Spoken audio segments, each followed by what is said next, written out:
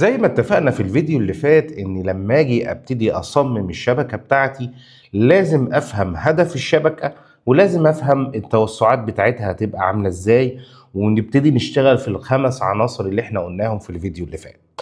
طيب لما ابدأ بقى ابتدي اصمم بقى وارسم الخريطة بتاعت النتورك بتاعت التوبولوجي بتاعتي هتبقى عاملة ازاي. مبدئيا كده الاول احنا في 3 لايرز اساسيين بنتحرك فيهم. اول لاير عندي هي الاكسس لاير. الاكسس لاير دي اللي هتتحط فيها الاجهزه الاند ديفايسز بتاعت الموظفين وغيره. بعد كده بيبقى عندي الديستريبيوشن لاير، ودي من وجهه نظر انا دي اللي محتاجه تركيز ومحتاجه شغل، ولازم تبقى التعامل معاها برضو يبقى فيه بساطه عشان الدنيا ما تخشش في بعضها. وبعد كده عندي فوق الكور لاير اللي هي هتبقى ماسكه الدنيا دي كلها. فانا عندي اكسس لاير، ديستريبيوشن، والكور. طيب لما اجي اصمم الشبكه بتاعتي، ودي النقطه بقى اللي عايز اركز عليها في الفيديو ده، هي نقطه الفيلانس. الفيلانس مهمه جدا لما اجي اصمم الشبكه بتاعتي.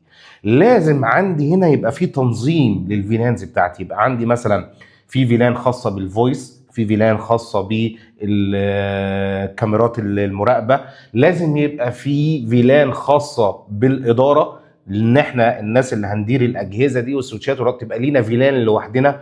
تمام. اهم فيلان بقى مش فيلان الموظفين ولا الاداره ولا الفويس، اهم فيلان عندي حاجه اسمها برايفت فيلان. ان انا من حيث السكيورتي لازم اعمل عندي حاجه اسمها برايفت فيلان. ايه البرايفت فيلان؟ ان الاجهزه المهمه، السيرفرات المهمه اللي عليها داتا، اجمعها في فيلان واعملها حاجه اسمها برايفت فيلان، عشان يبقى عندي كنترول عالي على كل الترافيك اللي خارج واللي داخل من الفيلان دي بالذات. لو انت ما تعرفش البرايفت فيلان لازم تقرا عن البرايفت فيلان وتفهمها كويس جدا. لازم اخد بالي في التصميم بتاعي القصه بتاعت البرايفت فيلان، وطبعا باقي الفيلان زي ما احنا اتكلمنا.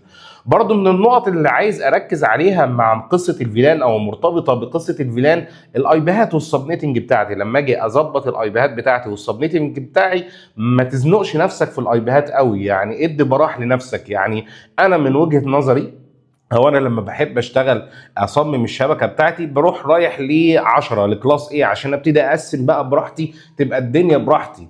ما اجيش ازنق نفسي في كلاس سي مثلا 192 168 واحد، وهنا مش عارف في 6 اجهزه فاديهم سبنت 8، وهنا لا. ادي نفسك براح بحيث ان انت لو حبيت تزود، سواء هتزود اجهزه او هتزود شبكات او زي ما احنا كنا بنتكلم في الفيديو اللي فات هنعمل فروع تانية، يبقى انا عندي الموضوع فليكسبل. انا عندي هنا، انا من وجهه نظري انا بشتغل على اي بي 10. اي بي 10 دوت باخد جزء منه اقسمه شبكات وجزء بقسمه هوستس، وابتدي اشتغل براحتي. بقى عندي عدد شبكات كبير وعندي هوستس كتيره واقسم فيها براحتي. ما تزنقش نفسك عشان ما تجيش مثلا في اي توسع او اي تطور تبقى انت مضطر تهد كل الاي بيهات بتاعتك وكل الدنيا دي بتاعتك وتبتدي توزع. لا، ما تدخلش نفسك في القصه دي.